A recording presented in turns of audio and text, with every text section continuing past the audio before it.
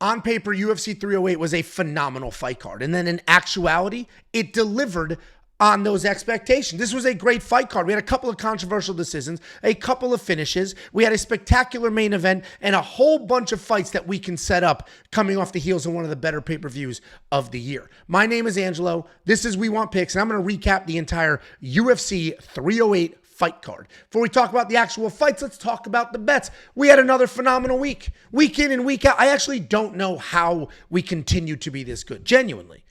ROI is the most important number when you're assessing how somebody did betting-wise. And Jacob and I put up 20% combined.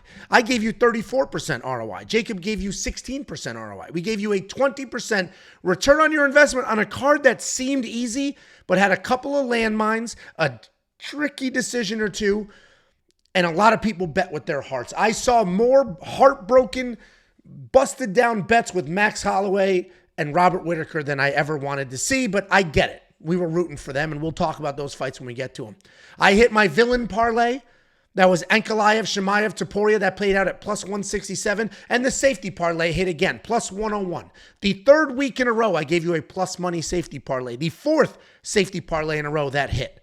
Jakey Boy's bets did well across the board. The lock of the week did miss, but that's just one single bet. The other bets more than covered the loss that came from a wild double back fist. If you do want to unlock all the picks and the bets and everything else for UFC Edmonton and the 3 cards after that, you can do so now. WeWantPicks.com. Click Become a Member. It's freaking $10 a month. You're looking at the results from UFC 308. Go watch the last recap video for the results before that. The one for the results before that. Every single week, we are doing quite well. It's not a coincidence. It's not an accident. WeWantPicks.com. Click Become a Member. It's freaking $10. If you signed up last night, you had access to these bets, you made a bunch of money, and you have all the way out to UFC 309 included in your premium membership. We did watch the fights at Cosm. If you don't know what Cosm is, it's like the Sphere. It's a giant 90-foot tall screen that wraps around you, and they have their own custom camera angles. You can see here Jacob clapping, and that was our camera angle for the fight. You're basically inside the cage. It was an incredible experience. We vlogged the entire thing. Hopefully that vlog will be up in the next day or two, so keep an eye out for that. If you do want to unlock premium membership, I mentioned it's only $10 at WeWantPicks.com. You are going to get copy-paste bets. You're also going to get tools like the data analyzer. This will have tape study and a whole bunch of metrics. You're going to get the line movement tracker. This will give you opening odds, current odds, win probability, line movement for every fighter on every card. You're going to get the prop hunter. This is a curated set of data specifically designed to help you find prop bets. Now let's talk about the fights. Overall, it's a great fight card. We did start with the Rinat Fakhretdinov fight, and this set an interesting tone. The tone that was set was, thank God the first leg of the safety parlay hit because Rinat was in the first leg, but also, we're going to get some homer decisions on this card because I don't know if Rinat won that fight. And the only reason you made money is because, yeah, you know what? I did make money because of a sketchy decision. But how many times did I sit in this chair? How many times have you looked at your phone at a broken parlay or a busted bet because the judges effed it up? It's just nice to be on the right side of one for once. Couple of takeaways here. One, all of the non-stop dominant wrestlers didn't wrestle. And that's something we've been seeing in the UFC lately. We know the UFC has been telling the more boring wrestlers, stop wrestling or we won't re-sign you. Those are actual facts. But that sort of didn't really apply to some people. There was a whole region of fighters that would just wrestle anyway and didn't care. But that didn't seem to be the case here. Rinat is one of those dominant wrestlers. He had a takedown early, and then he attempted a few later, but they were half-assed. They were like just bending at the waist, not shooting real takedowns. And I don't want to take anything away from Carlos Leal because he looked great, but I was surprised Rinat didn't wrestle more. And again, he tried occasionally, but they were getting stuffed. So let's talk about what Rinat did do well. His striking looked pretty good. He would stand, he would swing, he would bang. He had some success striking. He would move forward. He also has a decent chin. And I don't think it's outrageous that Rinat won this decision. This is not the worst decision we've seen. Certainly, if this was in Vegas, it may not have gone his way, but it wasn't an obscene decision. He did have forward pressure. He did land pretty well. Had a little bit of control. Even if he didn't get full takedowns, he had cage control. But Carlos Leal looked good. Short notice, looked good. Was landing big. You could hit him as hard as you want. He didn't care at all. Durable guy. Takedown defense got better as the fight went on. And overall, Carlos Leal is a guy that's going to look good in his next couple of fights. So let's keep an eye on him. Let's see who they give him, because he's a good fighter. He absolutely 100% earned his slot in the UFC, and I'm just thankful to finally get one that maybe I shouldn't have gotten. Then we had Bruno Silva taking on Ismail Naurdiev, and this was basically just a dog walking. Ismail moved forward and beat up a guy that looked like he didn't want to be in a fight. That's what this was. Bruno Silva's tough. He'll always be tough. He'll never really just quit. But that dude did not look like he wanted to be in a fist fight. He looked like he was, maybe I should have gone to college and become an accountant. This doesn't seem to be the job for me. He just didn't want to be there. Didn't seem like he was trying. Physically looked okay, not great. It just wasn't fast, wasn't busy, wasn't trying to make anything happen. And when I broke this fight down a week ago, Bruno Silva was a tiny underdog. And I was like, that kind of makes sense. That should be the case. And then the line just completely took off. And Ismail became a big-time favorite. And it looked like he should have been. He absolutely walked through an old, tired, uninterested Bruno Silva. So now the problem becomes, how good is Ismail? Because he looked good in this fight, but he was fighting somebody who didn't want to fight. Almost anybody would have looked good in this fight. The skills seem to be there. He moves forward. He lands clean. He throws big. He tries to make stuff happen. Bruno Silva's a durable guy, so you're not going to get him out there. He's a guy that's fought multiple world champions. So I can only assume that Ismail's pretty good. I just don't know how good yet. And Bruno Silva just needs to hang up the gloves. The guy's done. He's done. And maybe he's got some life left in his body and some skills, but he doesn't want to do this. And this is not the job to have if you don't actually want to be there. Then we had Farid Basharat. This fight was at 145 pounds. The reason is because fat shit Victor Hugo was over by God knows how much weight. So managers call each other, they make some adjustments, and they change the weight class. Because if he stepped on the scale as heavy as he was, this fight wouldn't have moved forward. The commission would have been like, no, dude, the weight difference between you two is unacceptable. You missed the weight class by 10 pounds, so no, you can't make it work. So they adjusted the weight class. They made this a 145-pound fight. And they did that before he stepped on the scale. So technically everybody made weight. Farid was 8 pounds under, and it was a whole thing. And Victor got exactly what he should have gotten. He got smoked, basically. Farid was just better everywhere. Victor had his moments here and there. Of course, he's a high-level fighter. But Farid was just better everywhere. The wrestling was better. The striking was a little faster. The movements were better. He was just a little quicker to the punch every single time. Farid looked good.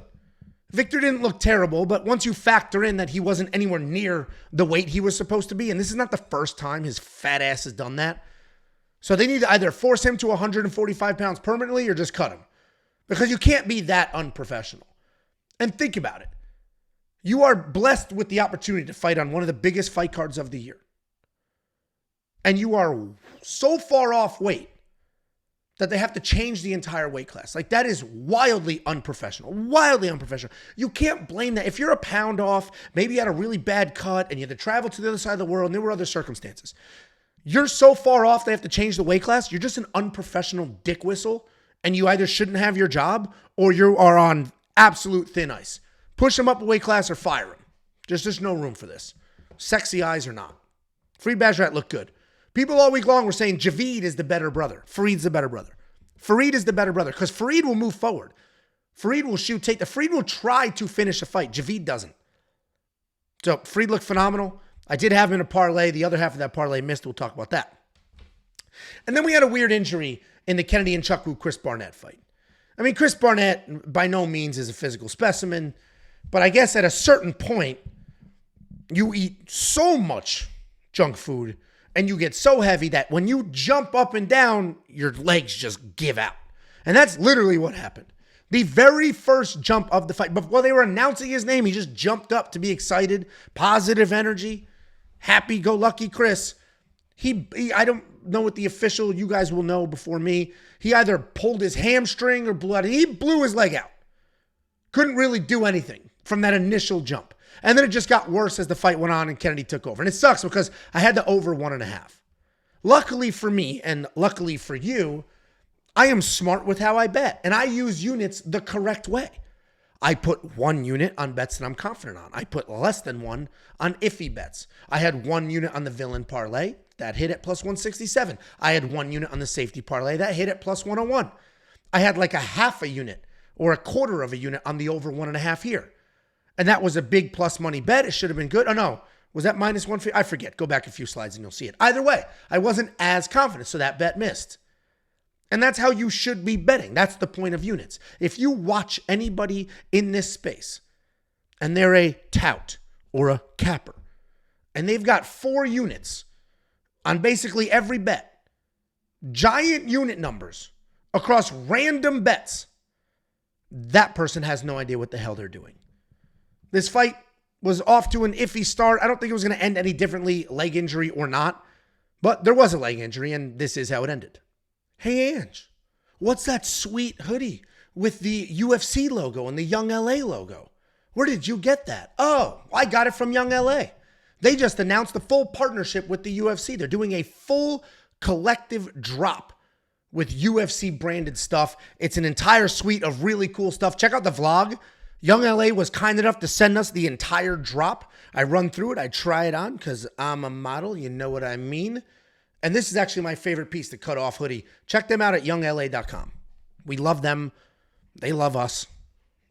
And if you like us, you should support them. See how that works? Everybody helping everybody. Let's talk about the Abus Magomedov Bruno Ferreira fight. Back and forth war. Back and forth war.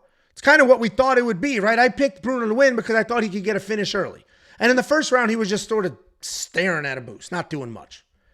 And then when he finally committed, he had Abus in a lot of trouble. A lot of trouble. He couldn't quite get it there. He couldn't quite get the finish, but he had Abus in a good amount of trouble.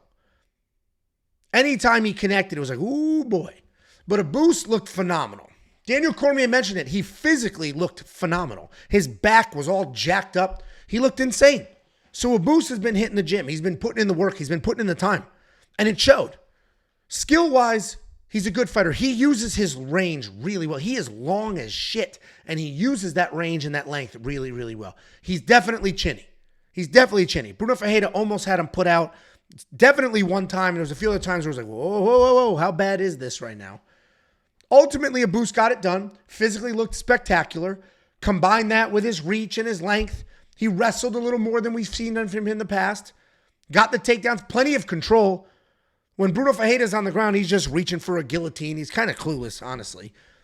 And Bruno Ferreira is a fighter that I like to watch. He's a fighter that'll always be in a fight because of the power, but he's pretty limited in his skills. It's either leap in with that big power or kind of nothing. So Abus looked phenomenal. Still chinny, but looked phenomenal. The physical transformation, you love to see it because you can't control your chin. That just is what you either have a chin or you don't. You cannot control that. What you can control is how hard you work. And it's very clear that Abus has been working insanely hard. So good for him. He earned this win. It was a dogfight on both sides. Happy for the guy. I'm happy to see people who work hard get wins. And he ultimately won with a submission late in the third round. So he stayed dangerous. Bruno was in a dogfight. It was a good fight overall. This might have been fight of the night. If not fight, this was a great, great fight.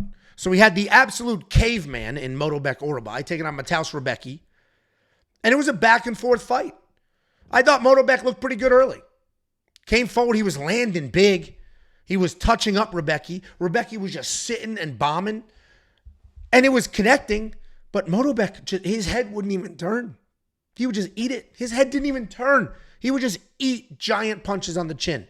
Giant punches on the face. The only reason things went south for him is because you can see here his eye just swelled shut. He didn't even bleed. He didn't even bleed. Rebecki was the bloody one. Myktybek did not even bleed. His eye just swelled up. So it turns out cavemen can be hurt, but he is still durable as shit. There was a moment in the third round where I thought he was going to get knocked out. He looked like he was going to get knocked out. He was dropped real bad, and things were just not going well. And then he somehow picks himself up, rallies, and basically took over the rest of that round. This was an awesome back and forth fight. Neither one of these guys should lose any stock in anybody's mind. I had the parlay with Myktybek and Farid. That obviously missed because of this fight. But Myktybek looked good. And if he's going to wrestle more, I would trust him. He didn't wrestle enough here. And I know Rebecki's a good wrestler, but Myktybek wasn't shooting the takedowns. I expected him to shoot more takedowns. I expected him to, whoever's going to shoot first is going to have success here. I don't know why he insisted on striking 99% of this fight, but he did. and ultimately paid the price because Rebecca will sit on punches and just absolutely send him. This was a spectacular fight. Again, I don't think anybody's stock goes down at all. You can't take anything away from Myktybek. He fought his ass off, didn't quit. We saw him in some trouble, and he just continued to move forward, continued to try to win. And Rebecca just reminded us how tough he is. If he didn't gas against Diego Ferreira, it could have been like that. But he did. But he came back, reminded us how tough he is, showed us again, and he looked great. This was a phenomenal fight. Really set the tone for the rest of the night. Because from this point forward, outside of boring-ass Ankalaev, the card was great. We had this injury. So let me say, after this fight, the card was great. We had another knee injury, another leg injury. RDA went down with a leg injury. Now, this fight went a little longer. This wasn't quite the first 3 seconds. I think this fight went 2 minutes. But it was clear in that 2-minute window that Jeff Neal was going to win this fight. I mean, he was landing heavy. He defended a sloppy-ass take. It was like, oh, here we go. Like, Jeff Neal looked like his price tag. He looked good, real good. And we're going to say, oh, there was an injury and RDA got hurt. Yeah, but RDA was having zero success whatsoever and then got hurt. It's not as if there was some back and forth. No. No success at all, then got hurt.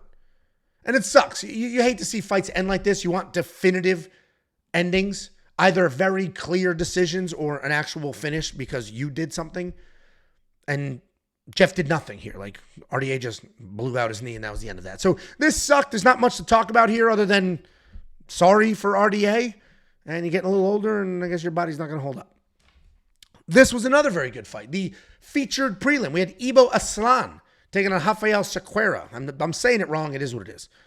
Ibo Aslan was the underdog, and I don't know why. I said it in the breakdown. I said it on Tuesday. I don't know why this guy's the dog. He's the better fighter. Yeah, he's sloppy as shit, but he's the better between the two of them, and he hits like a freight train, and he moves forward. He's not afraid of anything. His opponent had a great record, was undefeated, a ton of stoppages, but it was against a bunch of bullshit nobodies.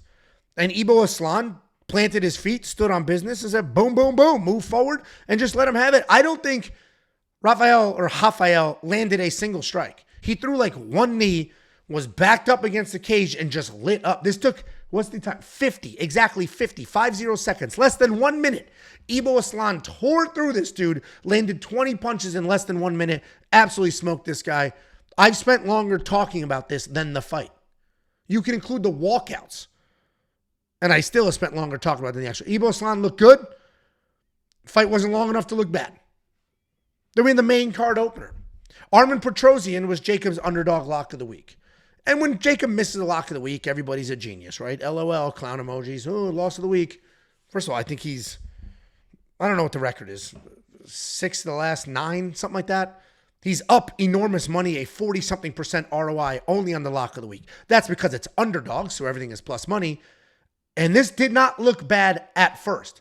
At first, Armen was moving forward, and he landed huge. I mean, he blasted Shara. Shara's head snapped back a few times. Big, clean strikes that sent Shara backwards.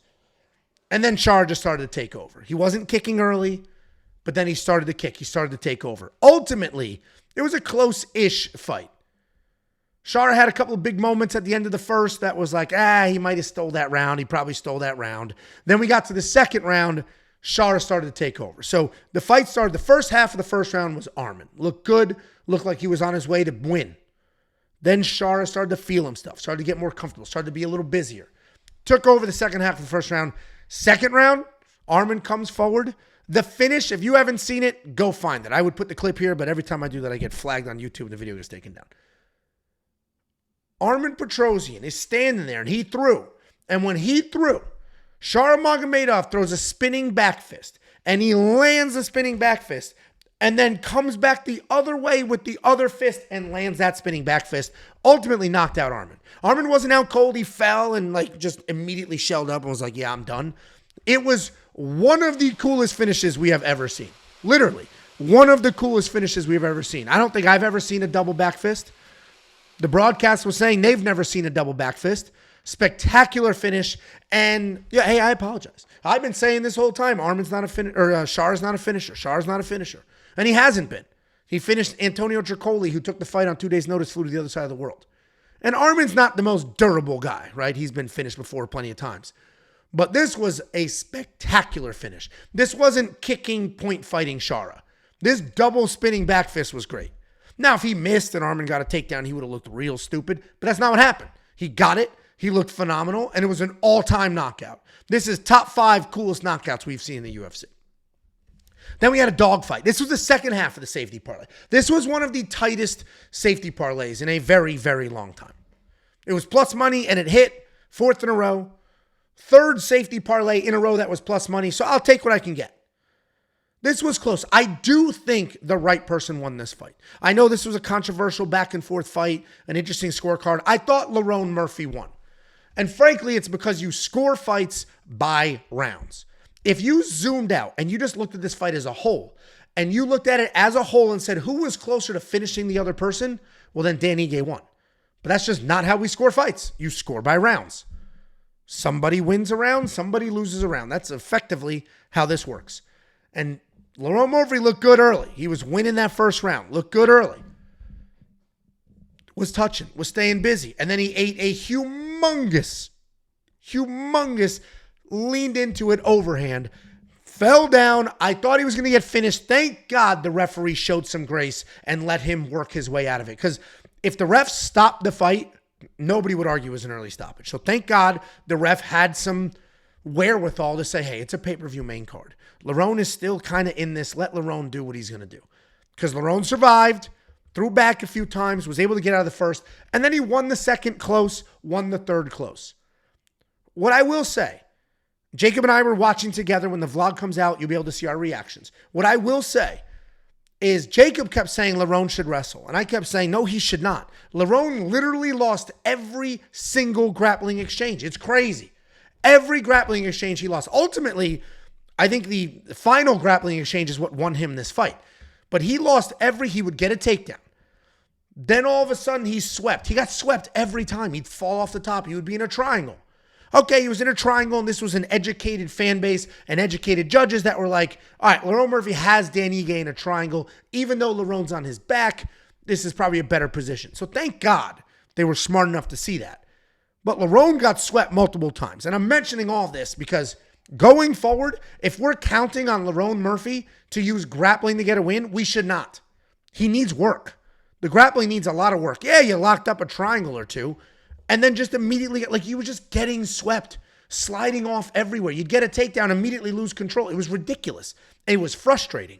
But the striking is good. He's got dog in him. This is the second fight in a row that Lerone Murphy dropped like a bag of dirt and then still got up, still gutted out, and won the rounds after that. Dan Ige, all-time tough guy, all-time exciting guy. Will go down in history, the shortest notice fight ever, outside of the tournament era, obviously. And what was great is, I mentioned earlier, Jacob and I watched this at the Cosm, that giant theater with the screen that wraps around you. I'm standing down. We were on the second floor. There's 3 floors. And from the 3rd floor, somebody yells, "Thank you, Dan." And we look up. His premium member, he said hi. You'll see it all in the vlog. So it was just an incredible experience to see you guys out in the wild. There was a bunch of you that watched the show that came over and said hi and took some pictures. So I appreciate all of you for that. And I love that we've built a thank you, Dan world where people can appreciate what Dan did in his last fight, but also, pick and bet against him in this one. Then we had Ankalaev. Listen, this guy's boring. I have been triggering the Ankalaev fan base all week, partly on purpose, because I'm positive I'll get engagement out of it. It doesn't take much to trigger the Ankalaev fans at all. All I have to do is say, of course Khalil Roundtree deserved that title shot. He had 5 wins in a row, 4 of them by knockout. Ankalaev already had a title shot, and he absolutely blew it. Ankalaev got that title shot with a win over Anthony Smith, and Anthony Smith hurt his ankle. And then you guys all I can just see the foaming in the mouth, just typing furiously. Well, but he's the one who hurt. The only reason he was hurt is because Ankalaev hurt him. Just ridiculous. But you're going to have a hard time defending the fact that Ankalaev is boring. This is why the UFC doesn't want him to be champion. He's boring. Are you really buying paper? Here's your option. Alex Pereira in a main event against the striker, or Ankalaev against anybody. Who gives a shit? That's going to be a boring fight. This was the most typical Ankalaev fight you're ever going to see. He didn't really wrestle. But he did just move forward and be a slightly better striker. That's it. That's literally it. Just a slightly better striker. A little faster, a little cleaner. That's it. That was it. That was the fight. There's nothing else to say other than. And again, you guys are so easy. And when I say you guys, it's the diehard Ankalaev fans that don't have logic or reason to look at something objectively. If he fights Alex Pereira the way that he fought Alexander Rakic, moving forward with his hands at this height instead of here, throwing one or two punches at a time, no threat of wrestling whatsoever. If he fights Alex Pereira like that, he's getting slept. He is getting slept. Like, without question, getting slept. I don't know how you could deny that either. I'm sure you'll figure out a way. But Ankalaev is boring. He is a very good fighter. Don't mince my words. Ankalaev is a good fighter. He won this fight. I had a bet on him. He was the first leg of the villain parlay. And he did exactly what we thought he would do. Move forward, land a little more than his opponent. That's it. That's all he did. That was the fight. Kind of brought the mood down in the room. Like, here we go. 15 minutes of this. Didn't even wrestle, and he still somehow bored us. Then we had the co-main event. This is exactly how Jacob and I thought it would go. Exactly how we thought it would go. We talked about it. We said Khamzat Chimaev is going to bully Robert Whittaker the exact same way Dricus did. We watched Dricus bully Whittaker. We saw it. I saw it in person. What was going to happen? Khamzat Chimaev, the best wrestler in this division, he's probably a better wrestler than Bo Nickel. Khamzat Chimaev wasn't going to do the same, and he did exactly the same.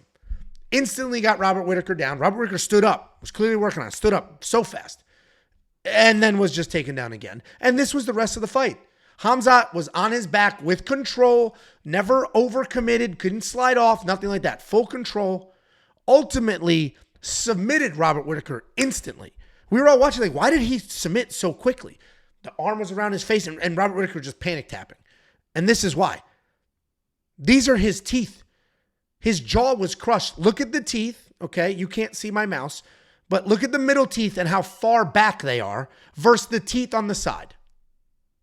That is, the teeth should be in a row. They're not in a row. The middle ones are shoved back. Like, Khamzat Chimaev crushed his jaw so bad that it destroyed Robert Whittaker's teeth with a mouth guard in. Isn't that crazy? That's how good Khamzat Chimaev is. Going into this fight, he was more tame than usual. He wasn't a psychopath. He wasn't acting like a weirdo. Talk about how his kid needs surgery. Talk about how having a kid has put life in perspective. Talk about, I'm just going to get the win. I'm going to come forward. I'm going to do what I need to do. He was healthy. He looked healthy. He wasn't jacked. He wasn't skinny. He looked good. And he was calm. And he came out and he fought calm. Instantly got the takedown, nothing but control. We also saw coming into this fight, he was training with an Olympic, I'm going to say medalist. He might not have been a medalist, but he was training with an Olympic wrestler, bodied him. Dude, he was winning the scrambles. He was doing whatever he wanted to do. It is crazy how good Khamzat is at wrestling and control. If all you have is takedowns and no control, who gives a shit? But he's got both. He gets you to the ground. You don't go anywhere. You don't go anywhere. You literally just hope to survive so that the next round you can start on your feet. He absolutely smoked Robert Whittaker. There wasn't a half a second where this fight was close. Not 1/2 of 1 second. Khamzat Chimaev is the real deal. And I need him to stay healthy because I want to see how, he runs through Dricus. It's not even close what he does to Dricus. He runs through, I don't know who Khamzat doesn't beat. Literally, Bo Nickel might be the only one because of the wrestling, and even then, he might be a better wrestler than Bo Nickel. And then we had the main event. There's a first time for everything. Jacob and I were all over Ilia. Ilia was the third leg of the villain parlay. Jacob had like 3.5 units on him or something crazy. We just were like, Ilia's too fast. He's too clean. And yeah, Max is Max. And he's tough, and everyone wants to talk about he's never been knocked out. And this was Jacob, not me. But all week, Jacob was like, doesn't happen till it happens. There's always a first. You haven't been knocked out until you are knocked out, meaning he's going to be knocked out. And Jacob was very sure of that, and we all made a bunch of money because of it. It was sad, of course. We all love Max. But what I will say, you're going to see the result. You're going to see a third round absolute flatline knockout. It was a flat, like he was out. He had Max in some trouble. Max recovered, circled, goes to the other side of the cage, and Ilia, Max was out, down, bag of dirt, out. And unfortunately, that might be the end of Max Holloway's chin. We've seen it time and time again. How many fighters have we all seen over the last 30 years have granite chins, take every beating possible, eventually the chin gives out, and it's just never the same. I do worry that that's what Max is going to be. But let's rewind the rest of the fight. That first round was razor thin. Looked like Ilia won the round, though, moving forward, staying busy. Had a takedown. He had a takedown early. It was the only takedown he attempted. Later in the round, Max Holloway slipped. But the optics were a little interesting because Ilia threw a punch, but Max slipped, and then Ilia jumped on top, stayed on top. And that's sort of how the round ended. So, okay, first round, Ilia Topuria. Second round, though, Max was pumping that jab. Max was lighting Ilia up. The significant strike numbers in a Max fight are always heavily skewed to one side. So don't look completely at the strikes, but Max was touching him up. And I kept saying to Jacob, I'm worried about this. There's a lot of fight left, and Ilia is just eating these jabs.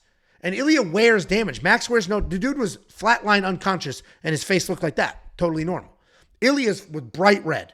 He wears damage. So I was like, this is a problem. This is a problem. Max Holloway's going to keep touching him up. He's going to keep swelling, keep getting red. The judges aren't going to love it. But ultimately, Ilia just stayed fast, stayed clean, believed in his power, would commit, connect, and slept Max Holloway. It was a sad day, but an amazing day. I mean, that place went nuts. It was a very pro-Max. We'll see how the audio came out on the vlog. It was a loud... We watched it at the Cosm. It feels like you're at an event, and the audience treats it like people are yelling stuff, get up, The audience treats it as if it was an event. It was a great fight card overall. This fight was spectacular. Great way to cap it off. Ultimately, the villains won. And the villain parlay hit at plus 167. If you want to unlock everything in the world, WeWantPicks.com. Click Become a Member at the top. If you want $50, WeWantPicks.com/bets. Sign up with any one of our affiliate partners. Make a deposit. We send you $50 as a thank you. It's affiliate marketing. You're going to sign up. They're going to pay me. I'm going to slice off some of that money. I'm going to give it right back to you. It's that simple.